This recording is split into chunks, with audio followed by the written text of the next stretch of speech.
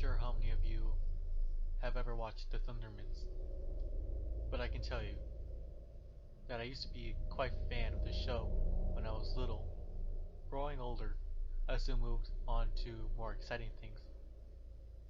But try as I might, I still had a soft spot for the show, even in my adult years. My name is Nicholas. I was a friend of an employee of Nick Studios in 2013. I had a party at my house with all my friends. My friend David, the employee of Nick Studios, as I said earlier, gave me a DVD disc.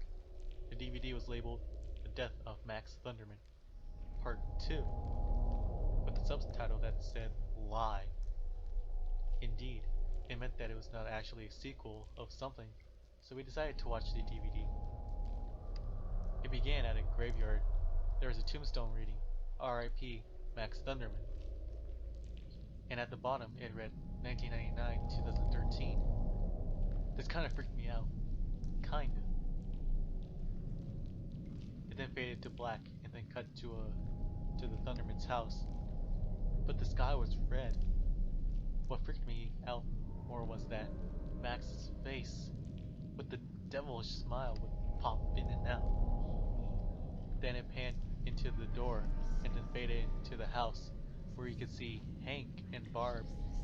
It looked like they are pulling the bodies of Cherry, Nora, Phoebe, Billy, and Mrs. Wong up off the floor, leaving behind a big puddle of blood.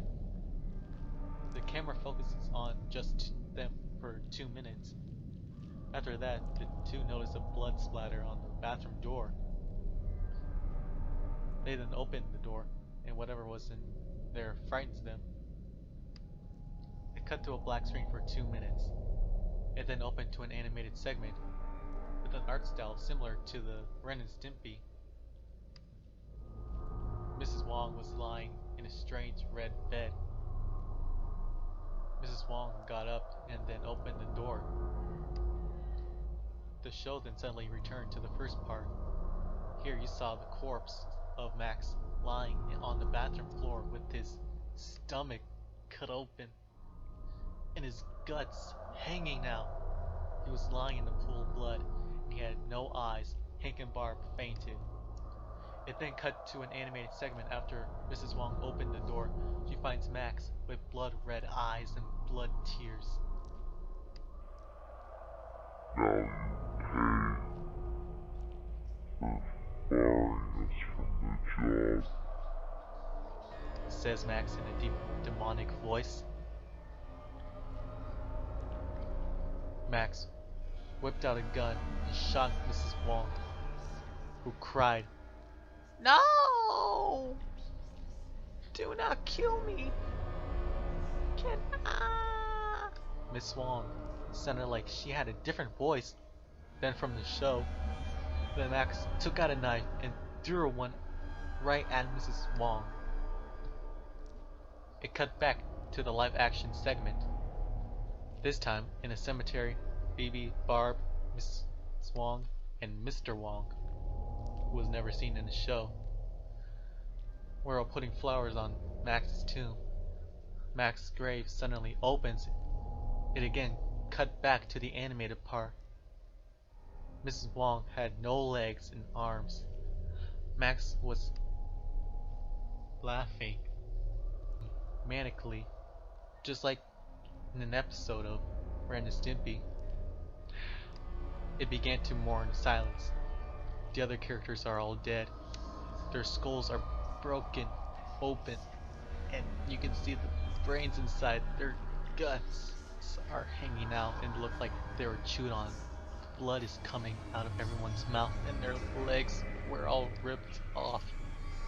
3 minutes later, you can see Max's tombstone, which reads, "Max is here." Then, the real end pops up on screen. When we finished the video, we started to leave the room, creeped out. The door suddenly opened by itself. On the other side was Max, with a murderous look on his face. We screamed and ran out of the house. We decided to put up the house for sale, called a taxi, and came here. Max had shouted at us. Stay off our property! I do not mind the studio, and if I'm ever killed off, it had to be from a gunshot. Then there was a gunshot, and it woke up the neighbors. You may be asking yourselves, what became of me afterwards? Good question. I moved out of that house, and I haven't been bothered by any murderous ghost since.